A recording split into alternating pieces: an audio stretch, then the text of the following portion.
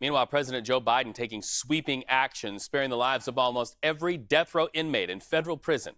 The death sentences of 37 prisoners commuted to life without parole. So let's bring in CBS News senior White House correspondent Ed O'Keefe. Ed, good to have you with us here. So the outgoing president and the incoming president with much different feelings about the death penalty. So I have to ask, how does Biden's decision to block President-elect Trump's agenda really play out weeks before Donald Trump takes office? Well, this isn't necessarily blocking his agenda. I mean, Trump did campaign this past year on ensuring that those, for example, might kill police officers should face the federal death penalty. So in essence, expanding it or just reinforcing its use.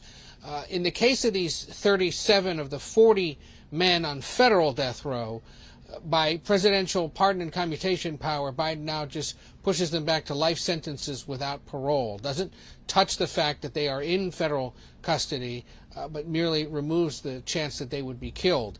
He put a pause on federal death penalty cases, or on federal executions, back during the first year of his presidency after campaigning in 2020 on a vow to end the death penalty through legislation. That didn't happen. So he had taken the federal action to at least pause them, and now this morning announcing that he's going to commute the sentences of 37 of the 40. And it's 37 of the 40 because those other 3 are terrorism or hate crime style crimes for which they were convicted and then sentenced to death. So let's go a little bit deeper on those 3. Who are they? And is there really any indication about why these 3 will remain awaiting execution? They'll remain awaiting execution because of the crimes they committed. Again, terrorism or hate related. And you saw there the face of Dzhokhar Tsarnaev, maybe the best known of the 3 convicted back several years ago for his participation in the Boston Marathon bombing and the murder of a police officer. That's him there.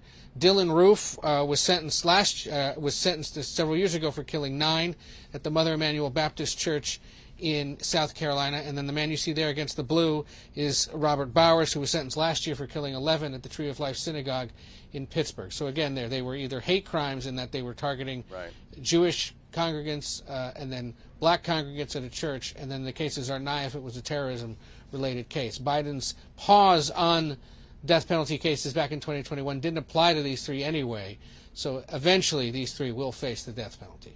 CBS News senior White House correspondent Ed O'Keefe, thank you so much. It's good to be with you today.